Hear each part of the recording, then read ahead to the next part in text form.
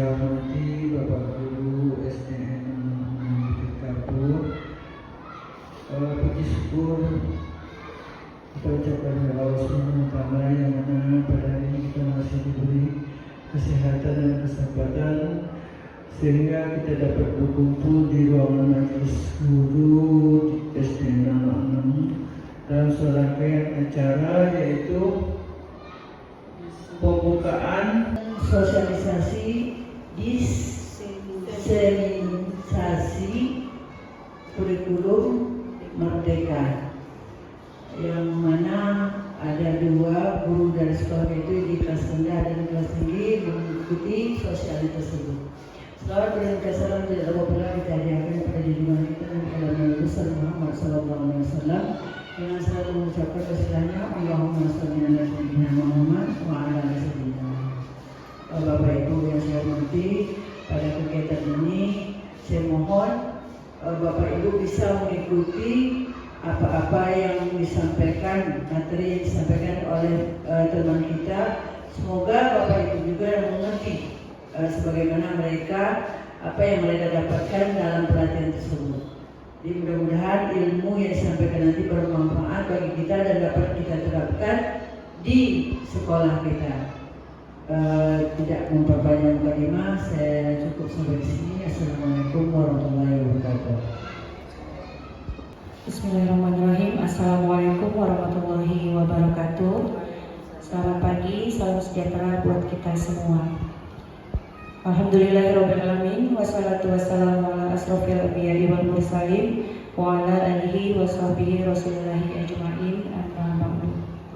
Puji syukur kita ucapkan kehadirat Allah Subhanahu wa Ta'ala, yang mana pada pagi hari ini kita masih diberi kesempatan kesehatan sehingga kita dapat berkumpul dalam rangka pelaksanaan diseminasi implementasi kurikulum Merdeka. Salawat dan salam marilah kita hadiahkan kepada Nabi besar kita Muhammad SAW dengan mengucapkan Allahumma sholli ala sayyidina Muhammad wa ala ali sayyidina Muhammad.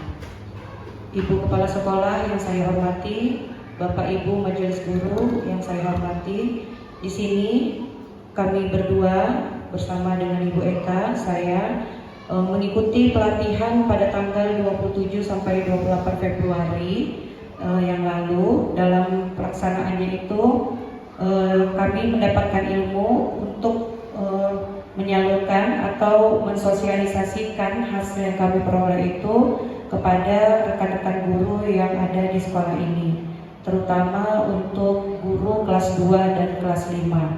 Karena pada tahun ajaran 2024-2025 pelaksanaan IKM ini akan dilaksanakan di kelas 2 dan kelas 5. Karena kelas 1 dan kelas 4 sudah dilaksanakan di tahun ajaran yang lalu. Nah, ini Ibu, saya harapkan nantinya Bapak Ibu dapat menerapkan terkhususnya kelas 2 dan kelas 5 dalam pelaksanaan pembuatan alur tujuan pembelajaran, kemudian mengenai materi modul ajar, dan yang terakhir nanti mengenai modul P5. Nanti kami paparkan bagaimana cara mengisi daripada alur-alur tersebut. Maka dari itu kami berdua mohon izinnya agar kiranya dapat memberikan ilmu, walaupun mungkin tidak sempurna ilmu yang kami peroleh karena pelaksanaannya hanya 2 hari dilaksanakan. Jika ada kesalahan nantinya dalam penyampaian mohon dimaafkan karena sama-sama kita belajar di sini. Demikian untuk pengawal dari yang saya sampaikan. Kiranya nanti langsung kita ke materinya, apa-apa saja sudah disampaikan oleh narasumber pada tanggal 27 dan 28 Februari. Terima kasih. Wassalamualaikum warahmatullahi wabarakatuh. Penjelasan yang pertama, di sini saya akan menjelaskan tentang konsep capaian pembelajaran atau JP dan alur tujuan pembelajaran atau ATP. Yang mana nanti yang harus dikerjakan tugas kita nantinya untuk guru kelas 2 dan kelas 5 pertama kalinya nanti akan kita membuat yang namanya ATP atau alur tujuan pembelajaran, yang mana alur tujuan pembelajaran ini nantinya didapat dari capaian pembelajaran yang sudah dituangkan dalam Permendikbud nomor 262 yang baru sekarang ini. Kalau nggak apa dilanjutkan. Selanjutnya ini ya, pengertian dari capaian pembelajaran atau CP ini merupakan kompetensi pembelajaran yang harus dicapai oleh peserta didik pada setiap fase, dimulai dari fase fondasi pada PAUD untuk pendidikan dasar dan menengah. CP disusun untuk setiap mata pelajaran. Yang mana Bapak Ibu ketahui bahwa fase yang terdapat di SD ini ya, terutama di sekolah dasar itu terdapat 3 fase. Fase A itu untuk kelas 1 dan 2, fase B untuk kelas 3 dan 4, dan fase C untuk SD kelas 5 dan 6. Pembahasan fase capaian pembelajaran dalam perencanaan pembelajaran itu seperti yang ada di layar media kita, yaitu ada pembelajarannya bersifat fleksibel, di mana pelajaran ini disesuaikan dengan kondisi keadaan waktu. Yang kedua, pembelajaran yang sesuai dengan kesiapan peserta didik. Kemudian pengembangan rencana pembelajaran yang bersifat kolaboratif. Ya, di antara itu ketiga manfaat itu yang harus ada pada capaian pembelajaran. Kemudian komponen capaian pembelajaran itu ada 5. Yang pertama, rasional mata pelajaran. Mengapa kita memilih pelajaran yang kita ajarkan? Alasannya apa? Kemudian tujuan mata pelajaran itu, keinginan apa yang ingin kita tuju untuk mencapai agar peserta didik tadi mampu mempelajari pelajaran tersebut. Kemudian karakteristik mata pelajarannya. Kemudian capaian dalam setiap fase secara keseluruhan. Dan yang terakhir, capaian dalam setiap fase menurut elemennya. Oke, selanjutnya kita artikan elemen dalam capaian pembelajaran. Yang mana setiap capaian pembelajaran itu, suatu mata pelajaran memiliki beberapa elemen atau kelompok kompetensi esensial, yang mana itu berlaku sama untuk semua fase pada mata pelajaran tersebut. Kemudian masing-masing elemen tersebut memiliki capaian per fasenya sendiri yang saling menunjang untuk mencapai pemahaman yang dituju. Selanjutnya, elemen sebuah mata pelajaran mungkin saja sama atau bisa jadi berbeda dengan mata pelajaran lainnya. Hal tersebut disesuaikan dengan karakteristik pada masing-masing mata pelajaran.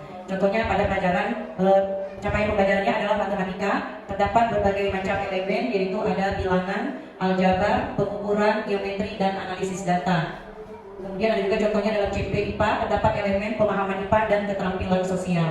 Kemudian ada kalau di dalam CP Bahasa Indonesia, elemennya itu dapat juga dipisah-pisahkan seperti menyimak, elemen membaca dan memirsa, berbicara, dan mempresentasikan serta menulis. Kemudian di sini saya jelaskan mengenai selain daripada adanya elemen, ya, saya memberikan penjelasan tentang tujuan pembelajaran dan alur tujuan pembelajaran. Nah, tujuan pembelajaran dan alur tujuan pembelajaran ini merupakan rangkaian tujuan pembelajaran yang tersusun secara sistematis dan logis menurut urutan dari awal hingga akhir fase. Yang mana di tujuan pembelajaran itu terdiri atas adanya kompetensi, kemudian adanya lingkup materi. Sedangkan kriteria alur tujuan pembelajaran itu harus menggambarkan urutan pengembangan kompetensi yang harus dikuasai secara utuh dalam satu fase. Kemudian ATP menggambarkan cakupan dan tahapan pembelajaran yang linear dari awal hingga akhir fase. Dan yang terakhir, ATP itu harus menggambarkan cakupan dan tahapan pembelajaran yang menggambarkan tahapan perkembangan kompetensi dalam satu fase. Selanjutnya, secara strategis, proses perencanaan kegiatan pembelajaran dapat dipahami melalui skema berikut ini. Yang pertama, kita pahami terlebih dahulu capaian pembelajaran. Kemudian, kita menyusun tujuan pembelajaran. Setelah itu, menyusun alur tujuan pembelajaran. Dan yang terakhir, kita merancang pembelajaran. Dalam merancang pembelajaran pendidik, dapat mengembangkan sepenuhnya alur tujuan pembelajaran dan atau perencanaan pembelajaran. Yang kedua, mengembangkan alur tujuan pembelajaran atau rencana pembelajaran berdasarkan contoh-contoh yang disediakan oleh pemerintah. Dan yang ketiga, menggunakan contoh yang sudah disediakan.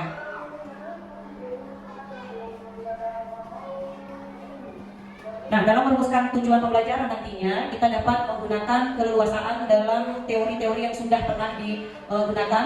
Yang pertama bisa kita gunakan nanti taksonomi Bloom, versi revisi oleh Anderson dan Redwall tahun 2001. Kemudian dapat menggunakan teori tentang aspek pemahaman yang dikembangkan oleh Tick dan Wiggins itu di tahun 2005. Kemudian level taksonomi Marzano di tahun 2000.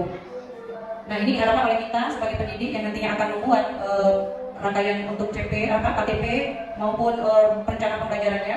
Maka pendidik diharapkan untuk tidak fokus pada satu teori saja. Kita dapat menggunakan teori atau pendekatan lain dalam merancang tujuan pembelajaran. Selama teori tersebut dinilai relevan dengan karakteristik mata pelajaran serta konsep atau topik yang dipelajari. Kemudian kita sesuaikan juga dengan karakteristik peserta didik serta konteks lingkungan pembelajaran. Nah, di sini diperhatikan teori dari taksonomi Bloom versi revisi, kita dapat menggunakan kata kerja kognitifnya, yaitu ada C1, C2, C3, C4, C5, dan C6. Yang mana C1 itu mengingat. Nah, di situ nanti akan ada apa-apa saja yang bisa kita masukkan untuk pengisian alur tujuan pembelajaran. Kemudian C2 memahami, kemudian C3 aplikasi, C4 analisis, C5 mengevaluasi, dan C6 menciptakan. Nah, bagaimana strategi menyusun tujuan pembelajaran dalam alur tujuan pembelajaran yang efektif? Tentunya kita mengikuti langkah-langkah yang pertama, yaitu pendidik harus melakukan analisis capaian pembelajaran yang terlebih dahulu untuk kemudian disusun menjadi tujuan pembelajaran. Nah, kemudian dari tujuan pembelajaran itu nanti baru kita susun kembali menjadi alur tujuan pembelajaran. Dengan merumuskan tujuan pembelajaran dari CP dapat dilakukan melalui berbagai alternatif atau beberapa alternatif. Yang mana alternatif pertama, kita dapat merumuskan tujuan pembelajaran secara langsung dari CP. Maka kita dapat mengambilnya copy paste dari capaian pembelajaran yang sudah ditentukan di CP itu. Yang kedua, alternatif kedua itu merumuskan TP dengan menganalisis kompetensi dan lingkup materi pada CP. Yang mana ini kita pisahkan antara kompetensi dan lingkup materinya itu. Ya. Kemudian yang alternatif ketiga, merumuskan TP dengan lintas elemen yang sudah ditetapkan oleh CP. Ini ada 3 alternatif. Nanti mana yang menurut Bapak Ibu yang mudah itu yang digunakan. Jadi tidak semuanya digunakan, pilih salah satu. Boleh alternatif 1, alternatif 2, atau alternatif 3.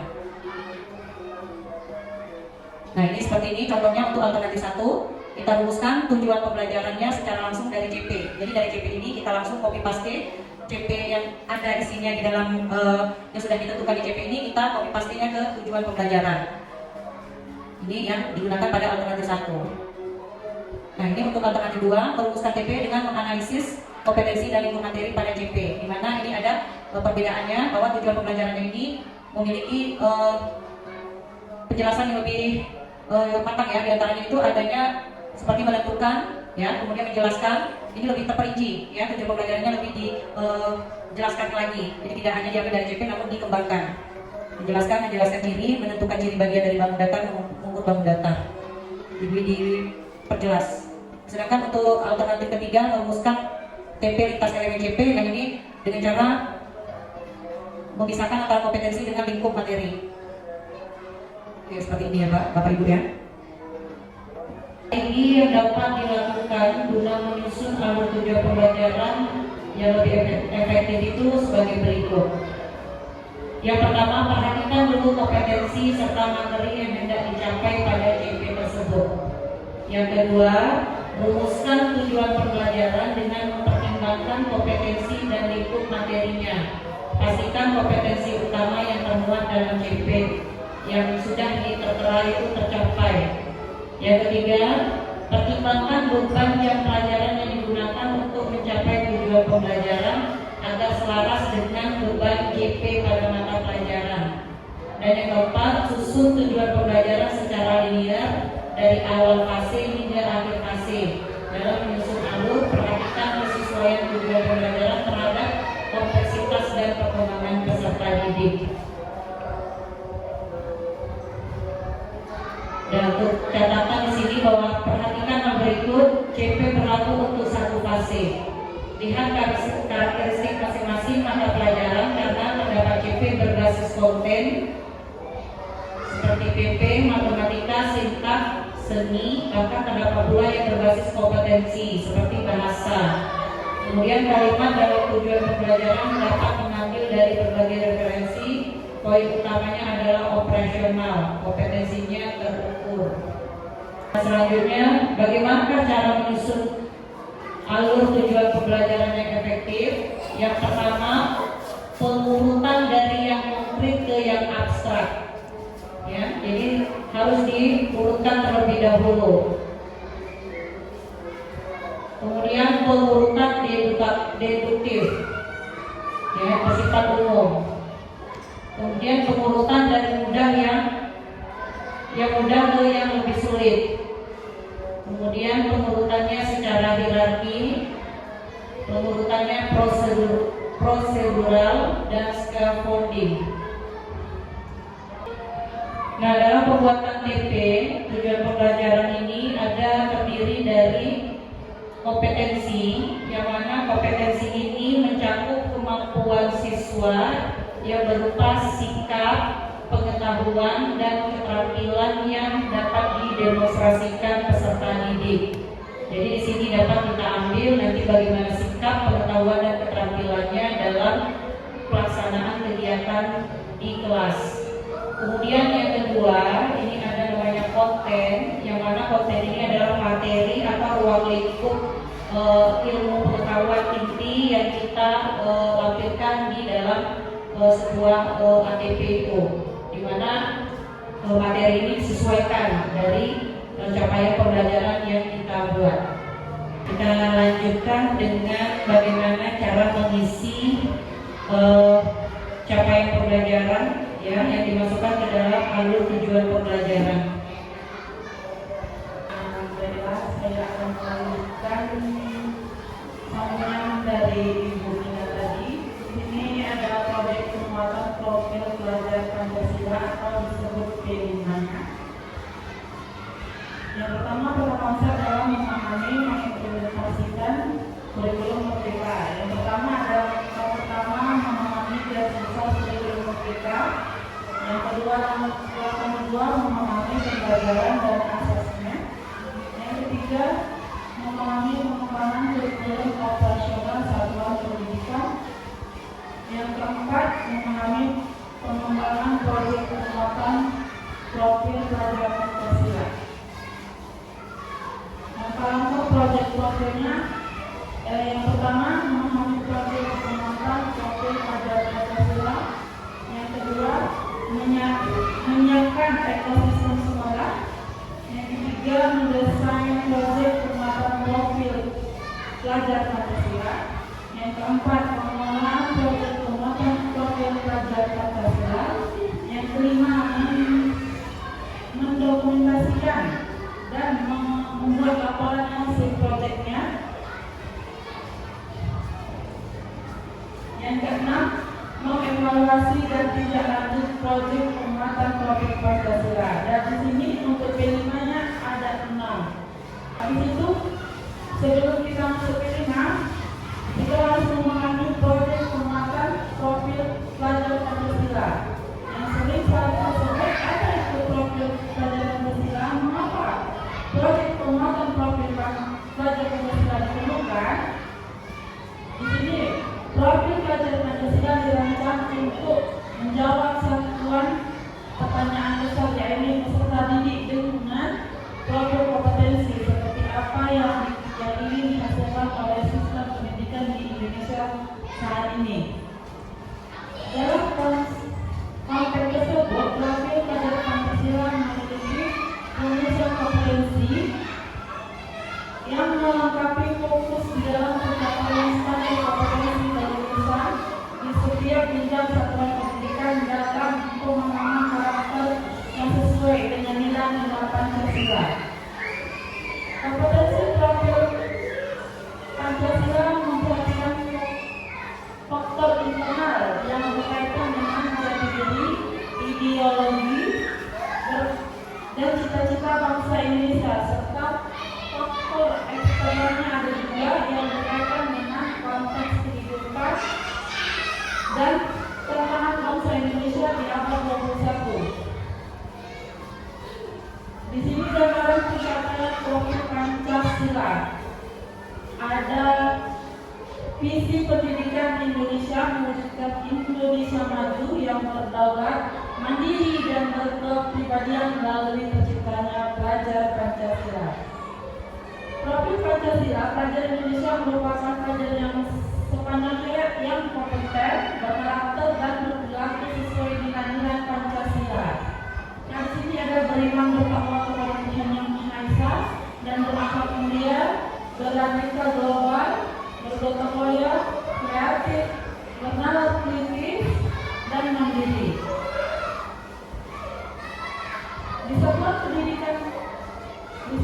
pendidikan, yang pertama profil pelajar Pancasila adalah karakter dan kemampuan yang dibangun dalam keseharian dan di dalam kehidupan di setiap individu peserta didik melalui budaya satuan pendidikan, pembelajaran, interkultural, dan proyek penguatan profil pelajar Pancasila dan ekstrakurikuler. Nah, di P5 ini proyek penguatan profilnya adalah belajar Pancasila, proyek lintas disiplin ilmu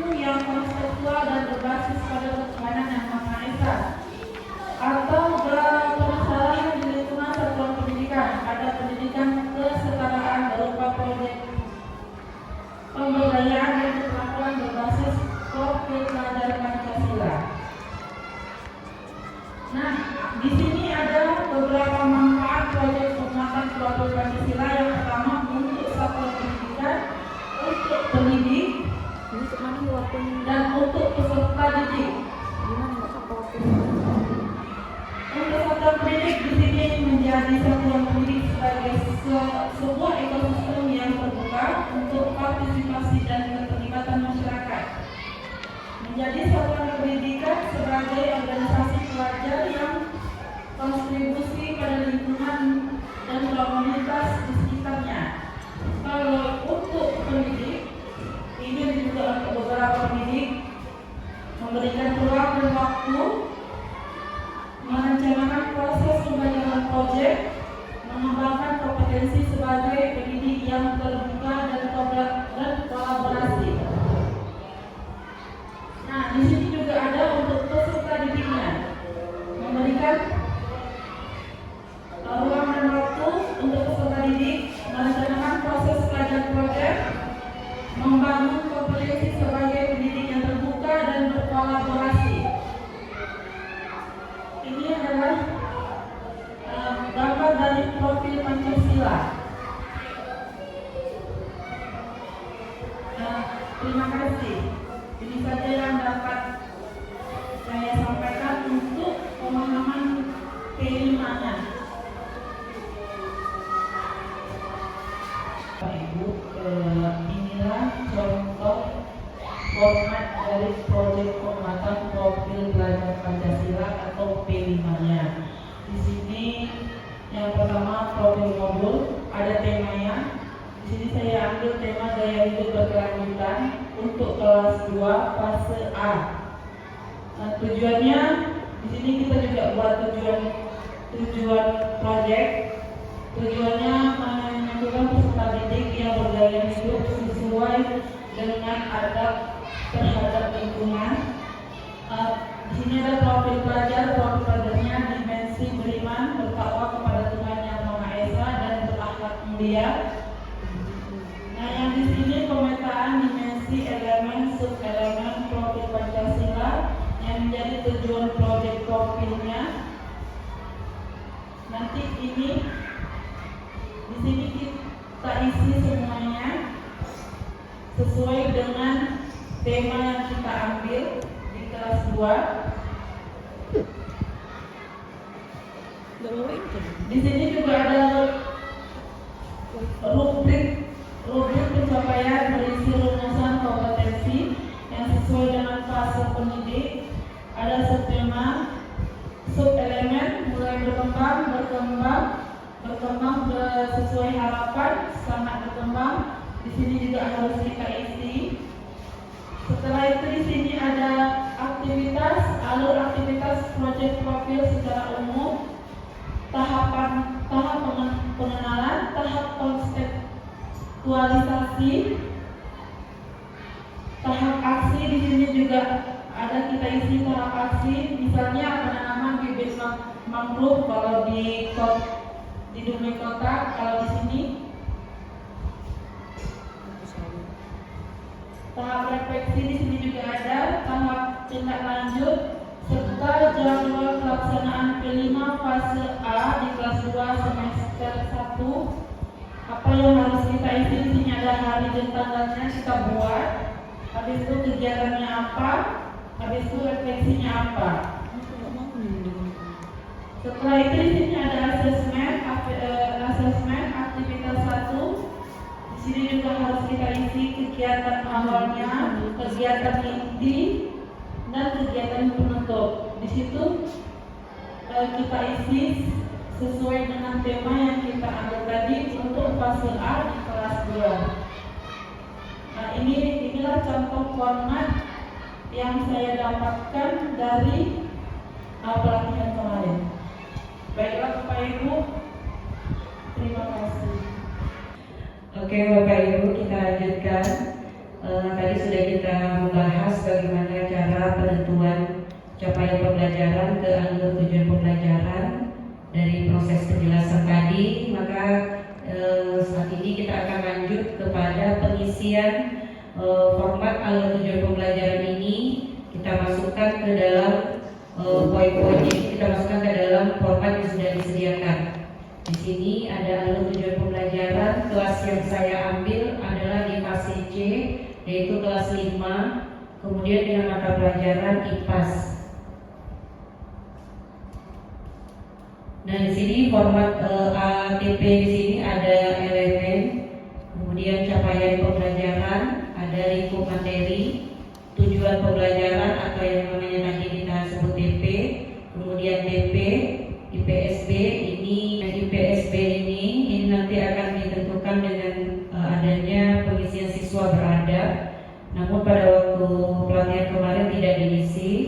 Kemudian alokasi waktu ini karena fase C ini adalah kelas 5 dan 6, maka alokasi waktunya nanti kita bagi menjadi kelas 5 berapa JP dan kelas 6 berapa JP. Karena kondisinya kemarin kelas 5 dan kelas 2 yang diberi pelatihan, maka kami mengambil kelas 5 saja. Kelas 6-nya belum tahu karena kita di tahun ini juga belum kelas 6 belum melaksanakan yang namanya kurikulum merdeka.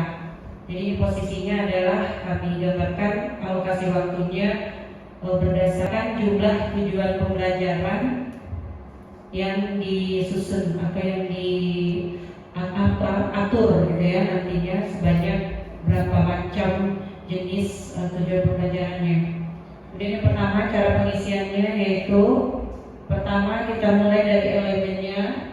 Elemennya ini saya ambil pemahaman IPAS. IPAS ini adalah kalau di kurikulum merdeka, IPAS ini sudah gabungan dari pelajaran ilmu pengetahuan alam dan sosial.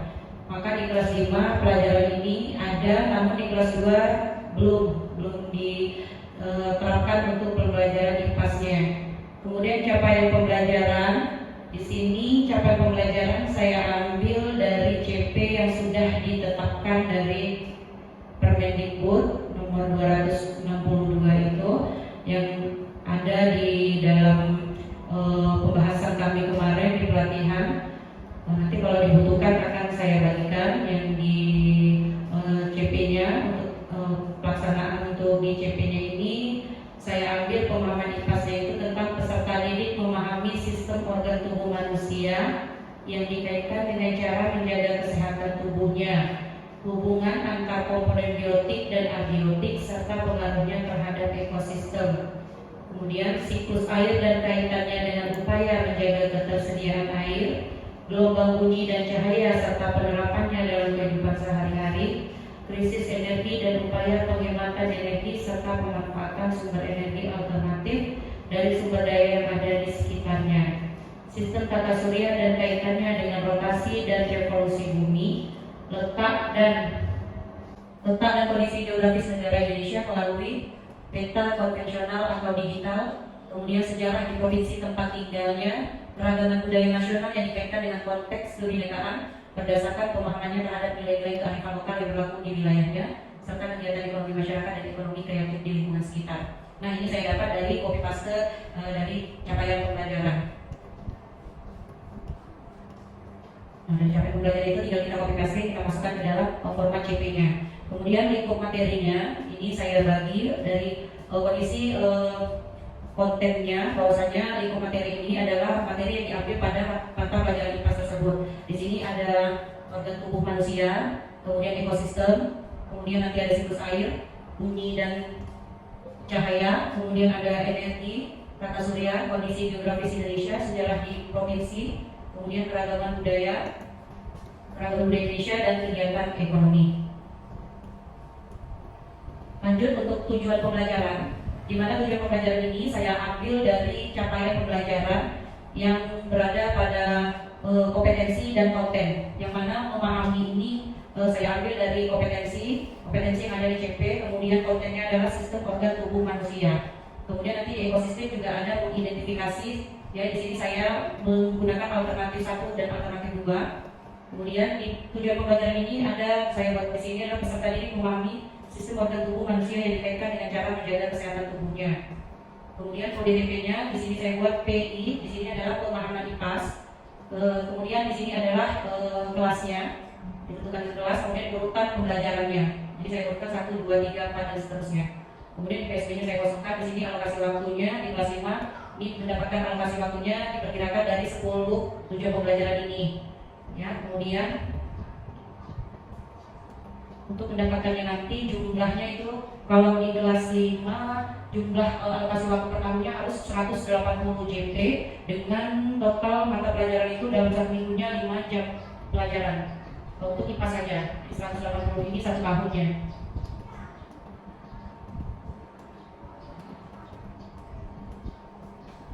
Kemudian untuk tujuan pembelajaran selanjutnya di sini pembelajaran ekosistem. Peserta didik mengidentifikasi hubungan antar komponen biotik dan abiotik serta pengaruhnya terhadap ekosistem. Diambil dari capaian pembelajaran di bagian kontennya, komponen biotik dan abiotik. Hubungan antara komponen biotik dan abiotik, kemudian kita tambah dengan kompetensinya yaitu mengidentifikasi. Ada pembelajaran pemahaman IPAS ini urutan yang kedua dengan jumlah JP sebanyak 18 JP dalam satu tahun. Kemudian yang ketiga, materi siklus air. Tujuan pembelajarannya yaitu peserta didik dapat menjelaskan siklus air dan kaitannya dengan upaya menjaga ketersediaan air. Selanjutnya materi ini saya buat di alokasi waktunya 18 JP. Kemudian bunyi dan cahaya. Di sini saya buat tujuan pembelajarannya peserta didik dapat memahami gelombang bunyi dan cahaya serta penerapannya dalam kehidupan sehari-hari. Nah, di sini JP-nya dalam setahun saya buat 15 JP. Selanjutnya materi berikutnya adalah tata surya. Nah, tata surya ini tujuan pembelajarannya adalah peserta didik dapat mendeskripsikan krisis energi dan upaya penghematan energi serta pemanfaatan sumber energi alternatif dari sumber daya yang ada di sekitarnya. JP yang saya ambil 18 JP.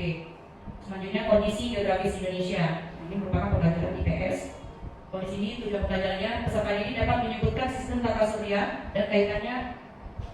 Mohon maaf ini ada yang salah ini ya. Oke, terbalik ini. Yang ini harusnya ke atas ya. Peserta didik dapat menyebutkan keadaan kondisi geografis Indonesia melalui peta konvensional digital. Ini ada di kondisi geografis Indonesia. Yang ini berada di tata surya. Di 18 JP. Dan kemudian keragaman budaya, di mana peserta didik dapat mengenali keragaman budaya nasional yang dikaitkan dengan konteks kebinekaan berdasarkan pemahamannya terhadap nilai-nilai kearifan lokal yang berlaku di wilayahnya. Ini jumlah JP-nya saya ambil adalah 18 JP. Kemudian ada kegiatan ekonomi, ini saya ambil tujuan pembelajarannya peserta didik dapat menjelaskan kegiatan ekonomi masyarakat dan ekonomi kreatif di lingkungan sekitar, itu jumlahnya 18 JP. Jadi kalau dijumlahkan keseluruhannya 20 JP ditambah 18 JP ditambah 18, kemudian ditambah 16, 18 dan 18 serta 18 yang terakhir, maka jumlahnya adalah 180 JP dalam setahun. Dalam setahun dengan jumlah jam dalam satu minggu pembelajaran IPAS ini di kelas 5 itu sebanyak 5 JP, 5 jam pembelajaran dalam satu minggu. Nah kemudian di bawahnya inilah alur tujuan pembelajaran. Alur tujuan pembelajaran ini kita ganti ya, seharusnya di IPAS di UPK. Kita ganti di IPAS. Kemudian ini ada kelas 5 dan kelas 6. Jika dia dibagi materinya maka seperti ini.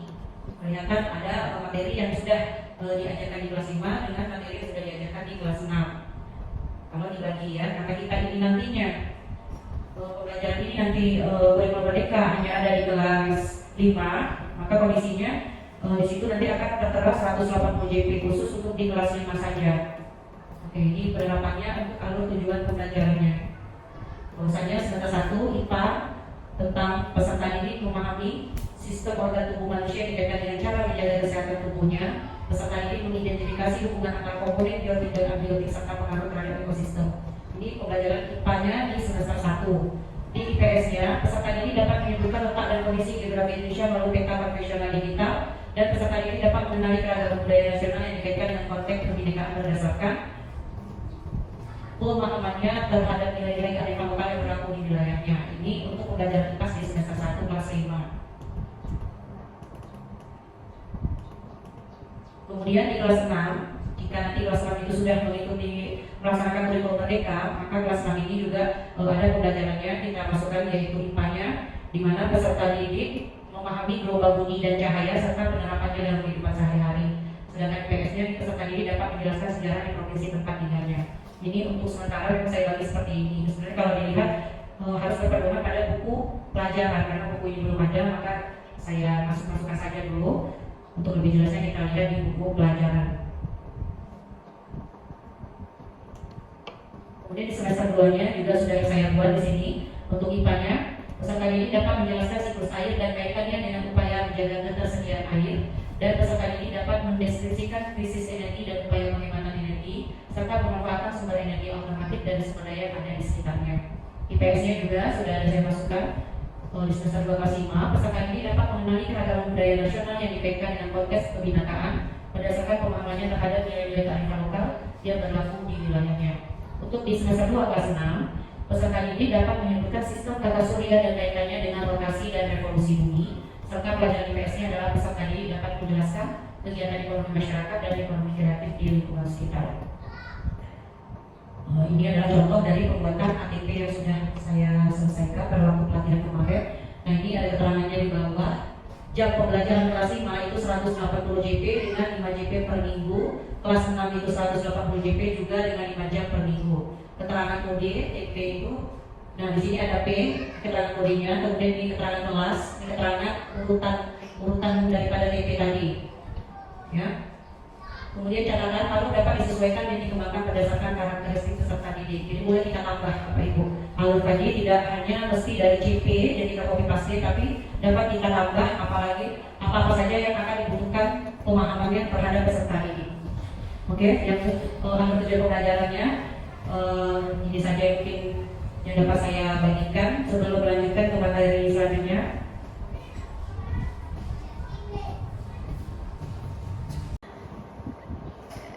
Ini tadi Bu. Ini tadi. Teruskan. Warsit soalnya. Warsit. Makan aja. Nanti biar ibu makan sini aja lagi ya. Baik Bapak Ibu, di sini ada materi yang akan kita lanjutkan tentang penyusunan modul ajar yang kami peroleh dengan Bu Eka pada waktu pelatihan tersebut oleh Bapak narasumber kita Bapak Warsito ya. Kita bahas dulu apa itu modul ajar Bapak Ibu. Modul ajar itu adalah sejumlah alat atau sarana media, metode, petunjuk, dan pedoman yang dirancang secara sistematis dan menarik. Yang mana pada kesempatan untuk materi maksudnya modul ajar yang sekarang ini pada waktu saat kurikulum merdeka namanya modul ajar, kalau dulu pada saat kurikulum ke-13 namanya itu adalah RPP. Mungkin Bapak Ibu tidak asing ya, namanya membuat RPP, modul ajar itu tidak jauh beda nantinya. Kemudian modul ajar ini merupakan implementasi dari alur tujuan pembelajaran yang dikembangkan dari capaian pembelajaran dengan profil pelajar Pancasila sebagai sasarannya. Selanjutnya, modul ajar disusun sesuai dengan fase atau tahap perkembangan peserta didik, mempertimbangkan apa yang akan dipelajari dengan tujuan pembelajaran dan berbasis perkembangan untuk jangka panjang. Guru perlu memahami konsep mengenai modul ajar agar proses pembelajarannya bisa lebih menarik dan bermakna ya bagi peserta didik, yang mana peserta didik akan tambah dikatakannya itu dengan adanya konsep dengan modul ajar ini, peserta didik mungkin nanti akan menguasai materi-materi yang akan kita pelajari. Komponen modul ajar ini di dalamnya terdapat adanya informasi umum yang nanti ada komponen inti dan ada lampiran. Ya, di sini akan tertera itu. Nah, tidak jauh beda dengan komponen daripada struktur K13 ya, komponen daripada kurikulum K13 yang ada komponen informasi umum pastinya akan ada, itu untuk identitas sekolah pasti ada itu. Kemudian membedakan mungkin kalau di K13 tidak ada profil pelajar Pancasila, kemudian sarana prasarana, materi peserta didik. Ya, kalau model pembelajaran itu akan ada yang biasanya di K13. Identitas sekolah tetap ada ya, itu informasi umum. Kemudian kompetensi awal juga ada itu biasanya di K13. Nah, untuk di komponen inti, isi di dalam komponen intinya ada tujuan pembelajaran, ada pemahaman bermakna, pertanyaan tematik, persiapan pembelajaran, kegiatan pembelajaran, ada asesmen, pengayaan dan remedial, serta refleksi peserta didik dan guru. Ini di komponen intinya. Kemudian di format komponen modul ajar yang ketiga itu ada lampiran. Nah, lampiran inilah yang berisi tentang ada LKPD-nya. Nah, kalau LKPD tetap ini di K13 juga ada ya, dilampirkan. Kemudian bahan bacaan guru dan peserta didik, kemudian glosarium atau kata-kata sulit, kemudian yang terakhir adalah daftar pustaka. Jadi tidak jauh beda ya Bapak Ibu dengan kondisi komponen daripada K13.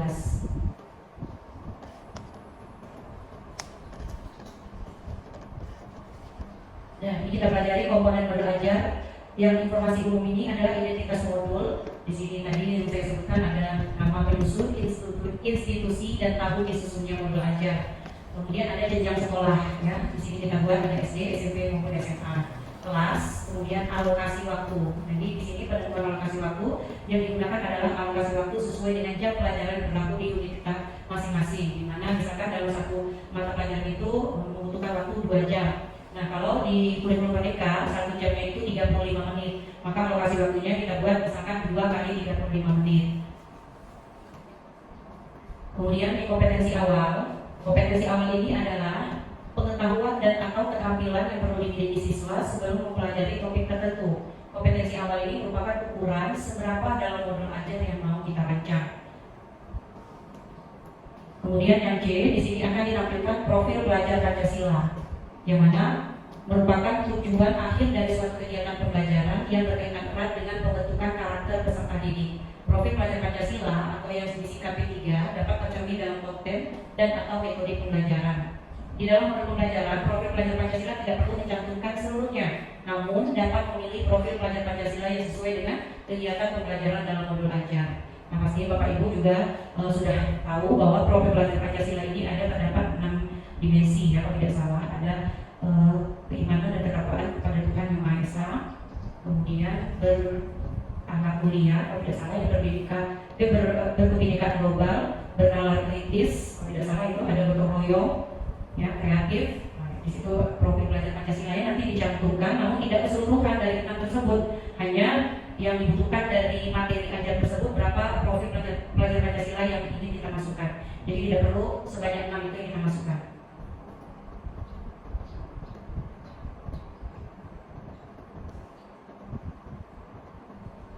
Oke, di sini ada profil pelajar Pancasila, 6 dimensi profil pelajar Pancasila saling berkaitan dan terintegrasi dalam seluruh mata pelajaran melalui terlihat dengan jelas di dalamnya, yaitu ada materinya atau isi pelajaran yang akan kita lampirkan nanti, kemudian ada pedagoginya, pengetahuannya, kemudian kegiatan proyeknya, dan yang paling penting ini adalah asesmennya. Setiap modul ajar ini membuat satu atau beberapa unsur dimensi profil pelajar Pancasila yang telah ditetapkan. Oke, untuk sarana dan prasarana. Nah, sarana dan prasarana ini adalah merupakan fasilitas dan bahan yang dibutuhkan untuk menunjang kegiatan pembelajaran. Sarana merujuk pada alat dan bahan yang digunakan. Sementara prasarana di dalamnya termasuk materi dan sumber bahan ajar yang relevan yang digunakan dalam kegiatan pembelajaran.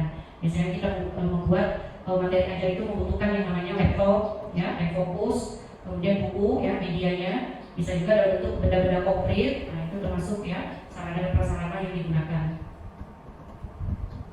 Kemudian target peserta didik.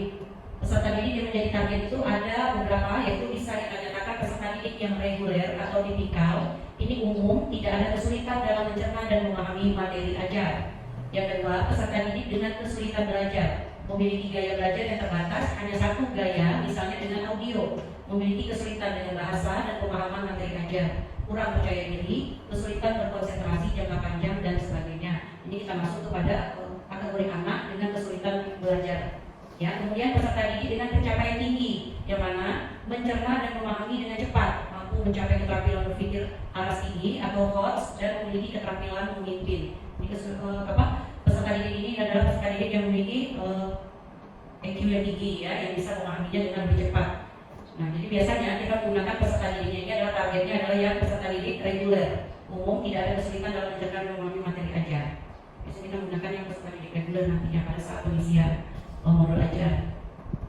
Kemudian yang F, model pembelajaran. Model pembelajaran ini adalah merupakan model atau kerangka pembelajaran yang memberikan gambaran sistematis pelaksanaan pembelajaran. Model pembelajaran ini dapat berupa model pembelajaran tatap muka, pembelajaran jarak jauh dalam jaringan atau PJJ daring, pembelajaran jarak jauh luar jaringan atau PJJ luring, dan blended learning. Ini banyak model pembelajaran yang sekarang sudah kita ketahui. Ada pembelajaran PBL, ya, problem basic learning, PJBL, dan lain sebagainya. Nanti kita lampirkan, kita buat di dalam model pembelajaran. Selanjutnya tujuan pembelajaran. Nah, tujuan pembelajaran ini ada pada komponen inti. Komponen yang kedua yaitu komponen inti, di mana tujuan pembelajaran ini harus mencerminkan hal penting dari pembelajaran dan harus bisa diuji dengan berbagai bentuk asesmen sebagai bentuk dari wujud pemahaman. Tujuan pembelajaran menentukan kegiatan belajar, sumber daya yang digunakan, kesesuaian dengan keberagaman murid, dan metode asesmen yang digunakan. Tujuan pembelajaran ini bisa dari berbagai bentuk: pengetahuan yang berupa fakta dan informasi, dan juga prosedural, pemahaman konseptual, pemikiran dan penalaran keterampilan, dan kolaboratif dan strategi komunikasi. Jadi tujuan pembelajaran ini harus jelas ya Bapak Ibu, kemana alur yang ini dibawa, ya peserta didik agar paham dengan apa yang diajarkan. Nah ini di dalam K13 juga tujuan pembelajaran ini juga penting. Ini harus disebutkan sebelum kegiatan inti dimulai. Tujuan pembelajaran ini harus disebutkan. Kemudian pemahaman bermakna. Nah di komponen inti yang kedua ini ada pemahaman bermakna. Apa itu pemahaman bermakna? Adalah informasi tentang manfaat yang akan peserta didik peroleh setelah mengikuti proses pembelajaran. Jadi hasil yang diperoleh oleh anak itu kita masukkan ke dalam pemahaman bermakna. Manfaat tersebut nantinya dapat peserta didik terapkan dalam kehidupan sehari-hari. Contoh kalimat pemahaman bermakna itu: manusia berorganisasi untuk memecahkan masalah dalam mencapai suatu tujuan. Makhluk hidup beradaptasi dengan perubahan habitat. Jadi hasil dari pembelajaran itu apa? Itulah manfaat yang diperoleh nanti dari peserta didik nantinya. Kemudian pertanyaan penatik. Nah, pertanyaan awal yang diberikan oleh peserta didik sebelum menerima materi pelajaran. Pertanyaan pemantik ini dibuat oleh guru untuk menumbuhkan rasa ingin tahu dan kemampuan berpikir kritis dalam diri peserta didik. Di mana pertanyaan pemantik ini memandu siswa untuk memperoleh pemahaman bermakna sesuai dengan tujuan pembelajaran. Contohnya itu pada pembelajaran menulis cerpen, guru dapat mendorong pertanyaan tematiknya sebagai berikut. Contohnya di sini yaitu apa yang membuat sebuah cerpen itu menarik untuk dibaca. Kemudian jika kamu diminta untuk membuat akhir cerita yang berbeda, apa yang akan kamu usulkan?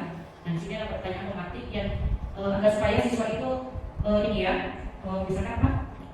Bisa kita pengaruhi tentang materi pembelajaran itu dari pertanyaan tematik ini. Ya, agar terbuka untuk menerima materi ini, bagaimana dia memahami proses pembelajarannya nantinya, ya, tentang apa materinya itu kita pancing terlebih dahulu dengan pertanyaan-pertanyaan tematik. Kemudian kegiatan pembelajaran. Nah, ini kegiatan pembelajaran ini adalah seperti biasa ada kegiatan inti kalau di kurikulum K13, ya, urutan kegiatan pembelajaran inti ini dalam bentuk langkah-langkah kegiatan pembelajaran yang dituangkan secara konkret, disertakan opsi pembelajaran alternatif dan langkah untuk menyesuaikan dengan kebutuhan belajar siswa. Nah, langkah ini ada pendahuluan, ya, 3 tahap ya. Ada tahap langkah pendahuluan, kemudian inti, dan penutup berbasis metode pembelajaran yang aktif. Ini sama seperti kita membuat RPP, ya, ada pendahuluan, inti, dan penutup. Kemudian yang terakhir ini adalah asesmen di komponen inti yang ditentu dengan asesmen, yang mana asesmen ini digunakan untuk mengukur capaian pembelajaran di akhir kegiatan. Kriteria pencapaian ini harus ditentukan dengan jelas sesuai dengan tujuan pembelajaran yang ditetapkan. Nah, jenis asesmen ini ada 3, dapat kita lihat di sini. Ada asesmen sebelum pembelajaran, namanya asesmen diagnostik. Kemudian ada asesmen selama proses pembelajaran, ini kita sebut dengan namanya asesmen formatif. Yang terakhir ada namanya asesmen pada akhir proses pembelajaran. Ini dilakukan di akhir pembelajaran yang dinamakan sumatif. Ya, ini seperti kita berikan dalam bentuk evaluasi. Asesmen ini bentuknya dapat kita lakukan, diantaranya ada bentuk asesmen sikap, yaitu yang termasuk dari profil pelajar Pancasila. Apa saja itu? Diantaranya adalah observasi, penilaian diri, ada namanya penilaian teman sebaya, dan anekdot. Kemudian ada nama bentuk asesmennya performa. Performa ini ada bentuk presentasi, drama, pameran hasil karya, jurnal, dan sebagainya. Jadi menampilkan ini. Ini ada bentuk asesmen performa namanya. Kemudian yang ketiga yang biasa kita sering lakukan ini di asesmen tertulis. Di sini ada tes yang kita berikan kepada murid atau siswa setelah pembelajaran selesai. Ada tes objektif yang berupa esai, kemudian pilihan ganda, isian, bisa berupa jawaban singkat, dan ada bentuk jenis atau benar salah namanya, jenis tesnya. Dan di sini komponen inti pengayaan dan remedial. Nah, ini juga kita lakukan kalau di kurikulum K13 sudah ada yang namanya pengayaan dan remedial bagi anak yang mungkin nilainya belum mencapai target yang kita harapkan, ya, maupun anak yang sudah mencapai target. Pengayaan ini adalah kegiatan pembelajaran yang diberikan pada peserta didik dengan capaian tinggi agar mereka dapat mengembangkan potensinya secara optimal. Sedangkan remedial itu diberikan kepada peserta didik yang membutuhkan bimbingan untuk memahami materi atau pembelajaran mengulang. Saat merancang kegiatan pengayaan perlu diperhatikan mengenai diferensiasi. Contohnya lomba belajar atau kegiatan yang berbeda di dalam kelas. Itulah untuk pemberian pengayaan dan remedial. Nah, kemudian di lampiran. Nah, ini lampiran untuk yang ketiga, komponen yang ketiga lampiran. Ada lembar kerja peserta didik, ya, LKPD. Ini diberikan pada saat proses pembelajaran yang biasa kita lakukan. Lembar kerja siswa ini ditujukan untuk peserta didik, ya bukan guru, dan dapat diperbanyak sesuai kebutuhan untuk diberikan kepada peserta didik termasuk peserta didik non reguler. Jadi kita bagikan kalau dalam bentuk kelompok maka kita bagikan ke kelompok masing-masing di dalam suatu pembelajaran. Kemudian yang B, di sini ditentukan bahan bacaan guru dan peserta didik yang mana digunakan sebagai pemantik sebelum kegiatan dimulai atau untuk memperdalam pemahaman materi pada saat atau akhir kegiatan pembelajaran.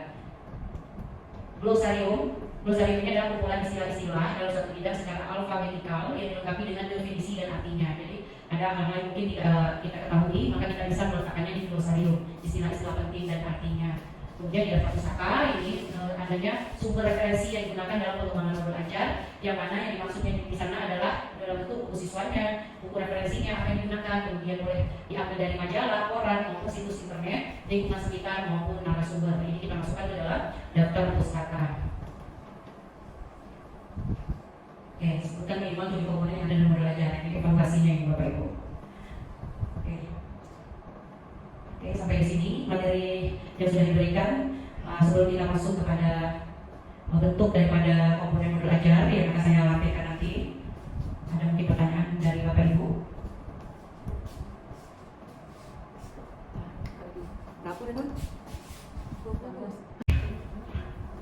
Oke, di sini saya akan tampilkan modul ajar yang sudah saya buat. Yang tadi sudah kita jelaskan apa saja komponen-komponen yang terdapat di modul ajar. Nah, ini adalah bentuk modul ajar yang kita pakai nantinya untuk membuatkan modul ajar di kurikulum Merdeka. Yang pertama, informasi umum. Seperti yang kita lihat tadi, bahwa informasi umum itu ada identitas penulis, ada nama penyusunnya, tahun penyusun. Di sini saya buat nama penyusun Dilawati, tahun penyusunannya 2024. Kemudian identitas modul. Di identitas modul ini ada jenjang sekolah, ya karena kita berada di SD maka kita buat di sekolah dasar. Kemudian mata pelajarannya adalah saya ambil dari awal tadi berdasarkan ATP yang saya buat adalah IPAS, maka mata pelajarannya di sini saya ambil IPAS. Kemudian fase C, kelasnya adalah kelas 5. Ya, karena fase C ini adalah kelas 5 dan kelas 6. Alokasi waktu di sini saya ambil 2 jam dikali 35 menit. Elemennya adalah pemahaman IPAS. Ya, ini untuk adalah informasi umum. Jadi dapat informasi umum untuk identitas penulis. Kemudian yang kedua, ini ada kompetensi awal, yang mana ada isi dari kompetensi awal ini adalah menggali informasi mengenai rantai makanan. Ya. Kemudian yang ketiga, ada profil pelajar Pancasila. Di sini tadi ada 6 dimensi profil pelajar Pancasila, dan saya ambil hanya 4 saja. Ada beriman, bertakwa kepada Tuhan Yang Maha Esa dan berakhlak mulia. Kemudian bernalar kritis, kreatif, dan mandiri. Selanjutnya di bagian informasi umum, yang keempat adalah sarana dan prasarana, itu apa yang digunakan atau alat yang digunakan dalam proses pembelajaran. Di sini ada papan tulis, infokus, dan buku paket.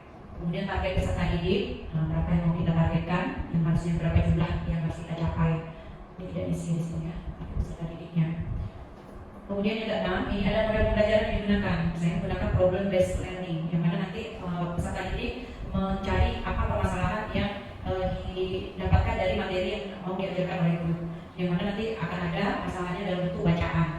Oke. Kemudian komponen inti ya, komponen inti ini adalah bagian dari pembelajaran yang kedua, yang di sana terdapat tujuan pembelajaran.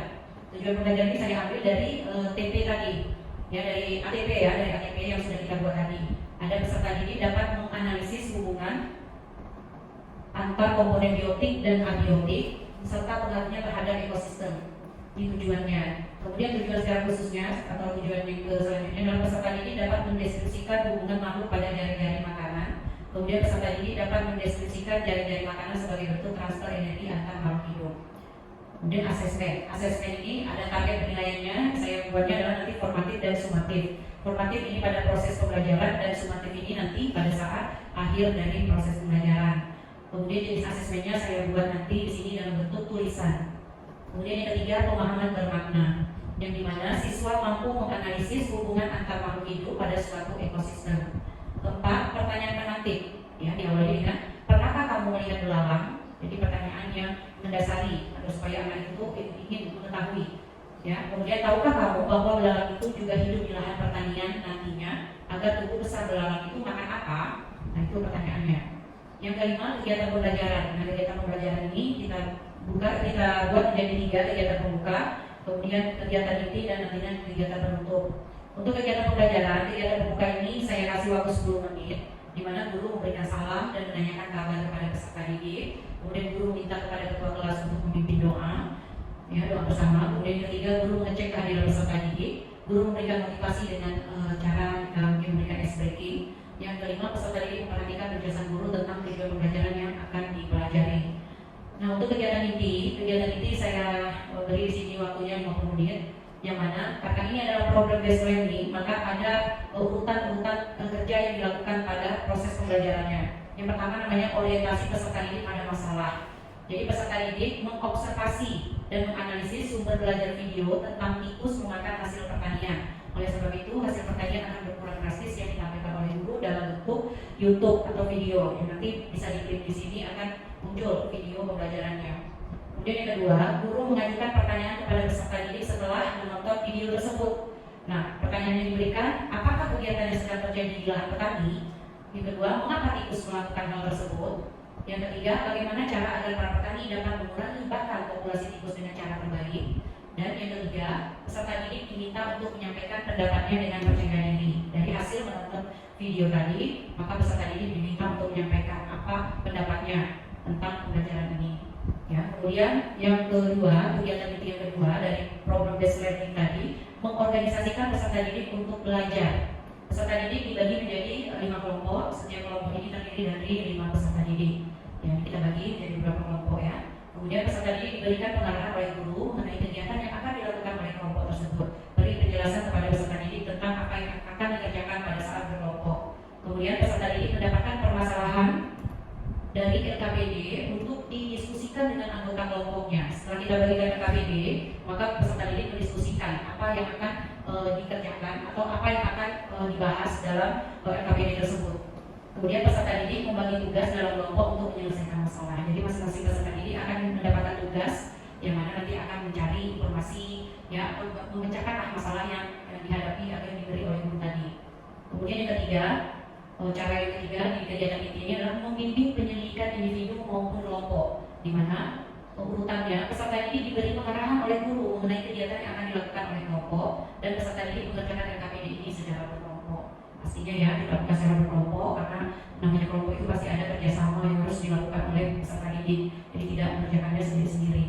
Dan selanjutnya mengembangkan dan menyajikan hasil karya, ya, yaitu tindakan dilakukan adalah peserta didik mempresentasikan hasil diskusi LKPD secara berkelompok. Kemudian guru memberikan reward kepada setiap kelompok. Guru mengkonfirmasi hasil presentasi peserta didik. Peserta didik dibimbing oleh guru menyanyikan lagu perubahan wujud benda dengan menggunakan laptop dan LCD yang boleh menggunakan YouTube atau video.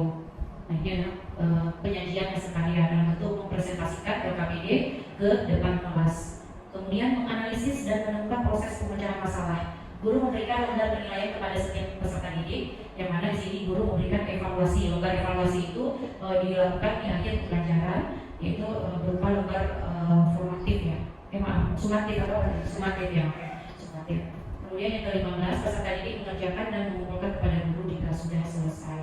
Nah, ini kegiatan inti yang dilakukan oleh peserta didik. Kemudian kegiatan penutup ini kita buat 10 menit saja, di mana peserta didik bersama guru melakukan refleksi pembelajaran yang telah berlangsung. Ya, apa saja yang mungkin yang mau diperbaiki, yaitu tentang pembelajaran tersebut. Kemudian guru membimbing peserta didik menyimpulkan materi pembelajaran.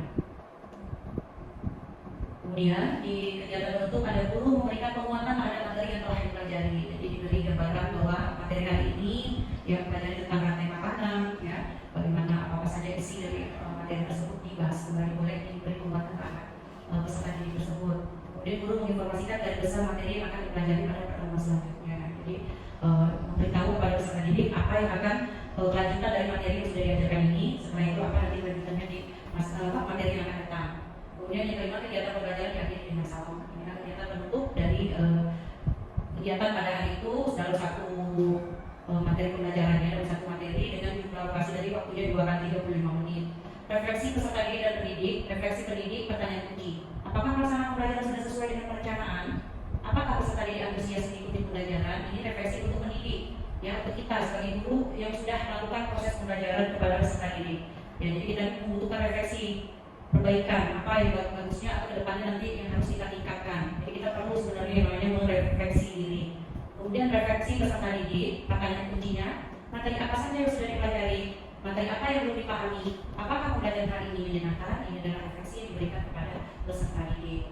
Nah, kemudian di lampiran ini ada KPD, pertanyaan dan remedial, bahan bacaan pendidik dan peserta didik, bahan bacaan pendidik dan bahan bacaan peserta didik, kemudian glosarium.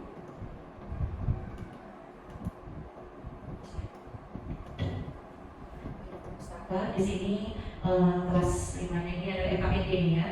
LKPD-nya belum sempurna, saya buat ini masih bentuk gambarnya saja, menunjukkan rantai makanan ini ya. Kemudian ini belum ada lagi karena lembar evaluasi belum sempat dibuat, jadi sampai LKPD saja yang baru dibuat. Oke Bapak Ibu, ini salah satu contoh pembelajar yang sudah saya buat. Mudah-mudahan ini menjadi inspirasi buat Bapak Ibu ke depannya. Terutama ini adalah untuk guru kelas 2 dan kelas 5 nanti dalam menghadapi pembelajaran dengan menggunakan kurikulum merdeka yang akan kita laksanakan di tahun ajaran 2024-2025. Ini saja yang dapat saya sampaikan, mudah-mudahan bermanfaat. Jika terdapat kesalahan dalam penyampaian, ya, bentuk kata mungkin ada yang salah atau kurang jelas ya, dalam penyampaiannya, mohon dimaafkan. Jika nanti ada yang ditanyakan, mungkin kita bisa berdiskusi bersama-sama. Misalnya saya dapat sampaikan, wabillahi taufiq wal hidayah. Assalamualaikum warahmatullahi wabarakatuh.